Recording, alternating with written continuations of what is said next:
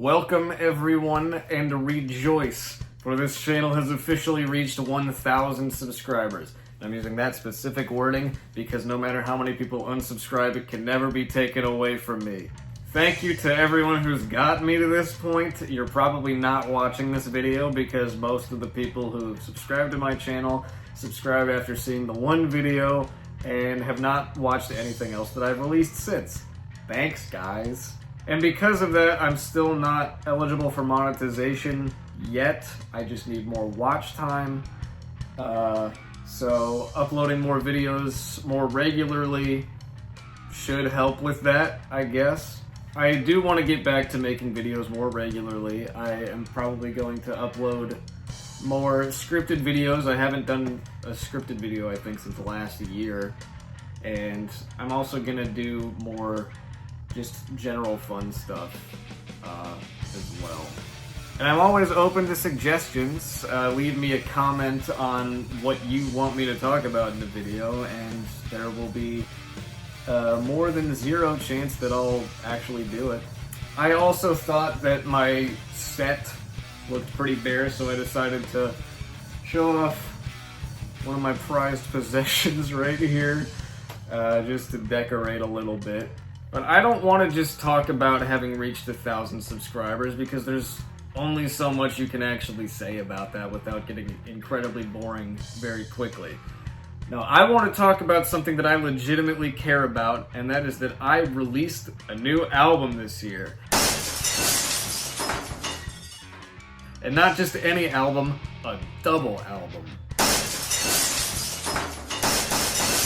Yes, that's right, in the big 2-5, I released a double album independently with, to be honest, a pretty small audience. And you may be saying, oh, that's really stupid of you. Why would you do that? In this day and age, you're supposed to only release singles and EPs.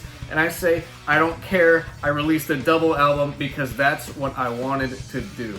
I released a double album because that was the vision originally when I conceived of this project in the first place. I wanted to release an album, this might sound really weird, I wanted to release an album that was exactly 100 minutes long, and have the first half of it be exactly 50 minutes long, the second half be exactly 50 minutes long. And so that's how it is. The album has 19 songs on it, and that's not too many songs. That's the perfect number of songs that this album was always supposed to have. I care more about artistic integrity than I do about appealing to the masses or any sort of algorithm or anything like that. I released a full album, and I like releasing full albums because that's how I listen to music myself. I don't like listening to just singles on their own. I like listening to full albums. But that's just me. The challenge for me was I wanted to write a long album and still focus intently on every single song on the album so that it's possible for each song on the album to possibly be someone's favorite song on the album or one of their favorite songs on the album. Now, I've released the full album every year since 2020 except for last year when I just only released an EP and a remixed version of my first album, Anticipation. But it took me so long to get this one out because, not just because there were so many songs, but also because I was adamant that it needed to sound as good as possible. And to do that, I needed to have real drums on the album. So I didn't work on recording this album after just making the demos for it. I didn't work on recording it until I was able to do that, until I was able to record real drums. And thank you to one of my friends for selling me some microphones, and my roommate for him to help me by letting me use his 8-channel interface and some mic stands in order to make that possible. Thank you for helping me. You know who you are. Now, for you nerds out there, I'm going to go into each individual track and just say some things about them. Strength Taker, first song on the album, it's about battling my own lack of motivation. which is something that I struggle with a lot, and you can probably tell by just the sheer amount of long breaks that I've taken from uploading on this channel. It's something that's really been a major problem for me in my life, especially recently. And so getting this song out there, putting it out there, is kind of just a manifestation of my own ambitions and helping me to work through my own problems. About the guitar riff, the main guitar riff, that one is probably the most tricky riff on the entire album for me to play. But yeah, I thought this song would be, with the way that it opens, would be an incredible album opener, so that's why I opened the album with it. Parasociety, that was the first song that I actually finished when I was recording the album, not just the instrumentals, but also the vocals. That was the first song that I did the vocals on, and it was the only song that I had vocals on for a while, which is maybe why I sound like 5 years younger on that song for whatever reason.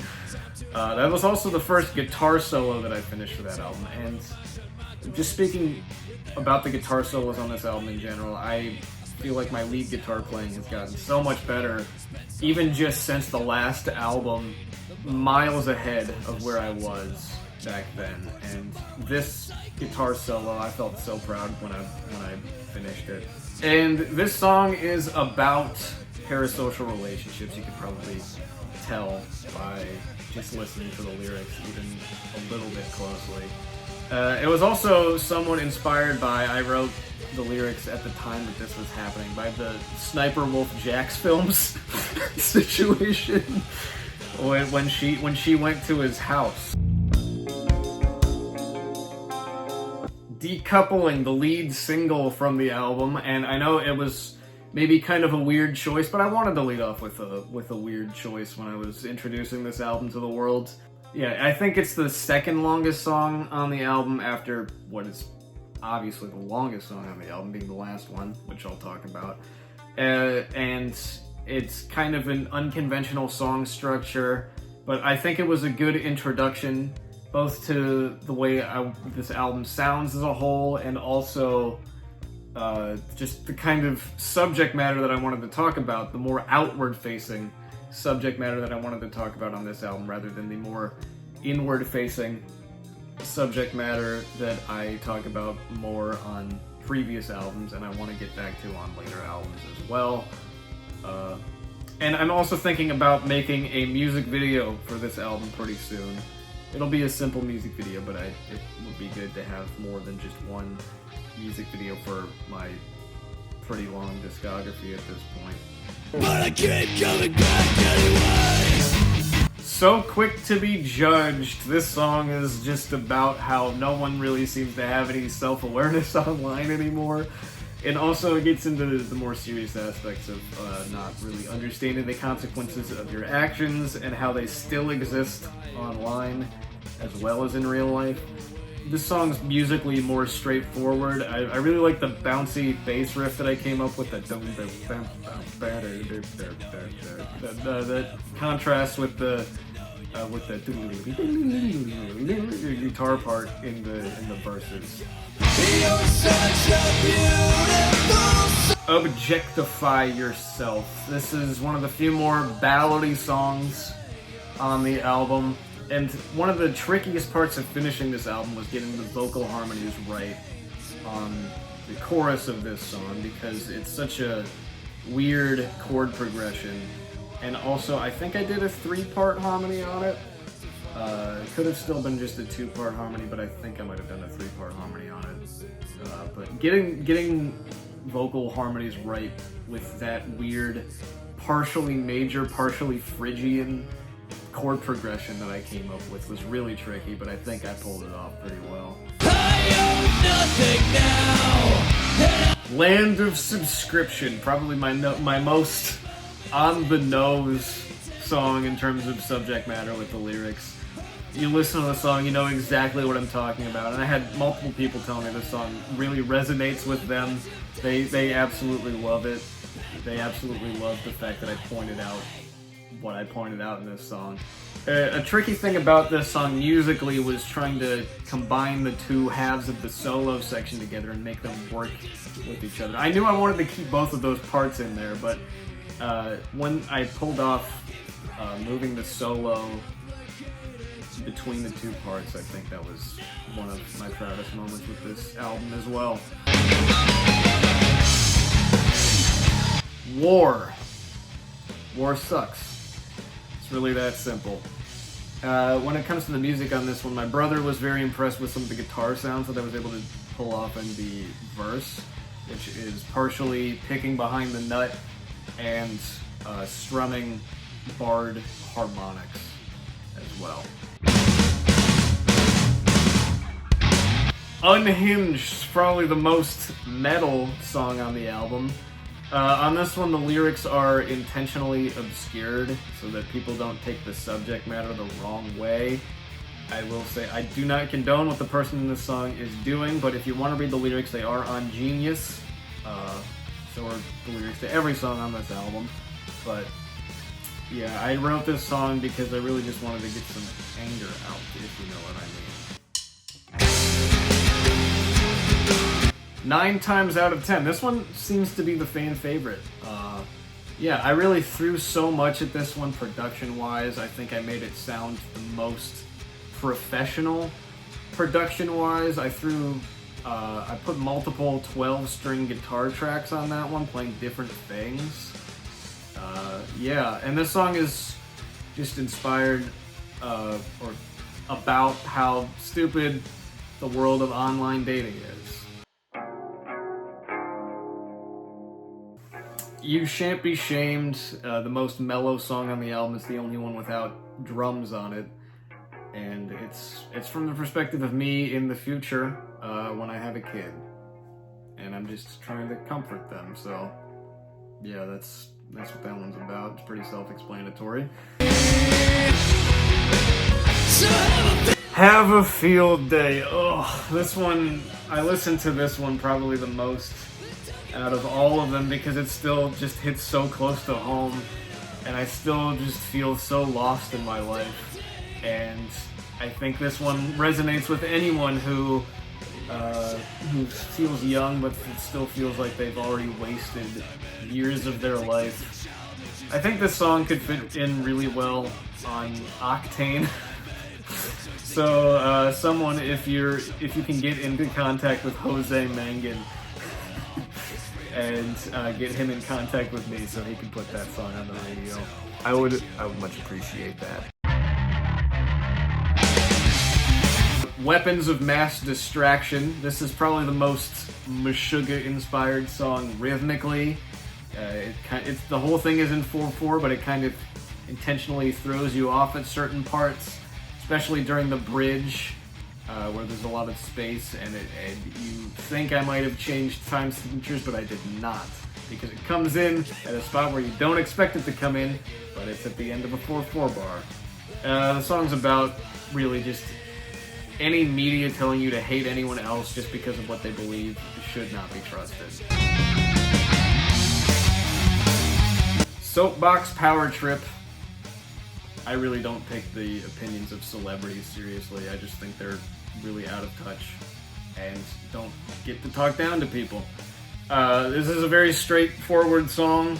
Probably the most straightforward song musically. Really not much to talk about other than I think I came up with a pretty cool riff for it. Wish I could get up so. It's a bird's world. I wanted to write something simple kind of about wishing you could leave your burdens behind and just become a bird, fly away from all your problems. And I was kind of inspired by the music of someone that I know from online who has a band called Eroica and has an EP out called Alienism. I was listening to that a lot at the time when I was writing the main riff for this one. So go check that out if you like It's a Bird's World. There For You. This was one of the few songs that I actually started off writing with the bass riff. I don't think I start writing enough songs with the bass riff anymore. I did that pretty much the entirety of Anticipation, but I write most of my songs starting on guitar now. I know, I'm a traitor, but the songs about, it really do be that damn phone. Cog in the machine. I don't care about what job I have, I just care about living my life. If you base your entire life around your job, if your entire life revolves around your job, then your life's just gonna be miserable. I don't really like being derivative, but this song was basically just me trying to write a Justice-era Metallica song. And even though it's my most derivative song, I still think that my personal touch still really comes through on this one. Hurricane Chris Christie takes its toll on North Korea. I just wanted to write a super long, nonsensical song title mentioning a random politician for a short instrumental interlude because I thought it would be funny. Hell World is a pretty self-explanatory song. Really just me lamenting how even though it feels like we're trying to fix the world, nothing that we're doing has really seemed to get us anywhere. And a lot of the fixes that we've tried to implement seem to actually make things worse. The ending part where it actually slows down is very Gojira inspired, just building on a super slow riff with some ambient kind of lead guitar work that ends up harmonizing with itself. That's one of my favorite parts of the entire album, honestly. And finally, there's no one but me and God in this wilderness. I know it's a big ask to get most people to listen all the way through an 11-minute song, but I think if there's anything that I want people to listen to from this album, it's this song, because I personally think this is maybe the best song that I've ever written, and I mean that. For all you guitar nerds out there who want to learn how to play these songs, this is the tuning for each song. I'll probably eventually put songs from this album onto Songster with accurate tabs made by me, so you know that they're accurate. So what's next for me? Well, more music. I plan to at least release another full album next year, but I don't want to release that one until after I've already started playing these songs live and have put together a live band. But I already have some songs ready for another album, so be on the lookout for that one. I'm also planning on doing what I did to Anticipation, remixing, remastering, and kind of re-recording certain parts for my other previous albums, Liminal, Boundaries, and Uneven Foundation, because even though I think they sound good, I would like them to sound a lot better, especially Liminal. That one needs a lot of work. And yeah, also back to more scripted videos. I want to get to the point of monetization. I want to get to have a more active subscriber base too. So if you're interested in seeing me do more, like this video, subscribe if you haven't already, and listen to my music. Peace out.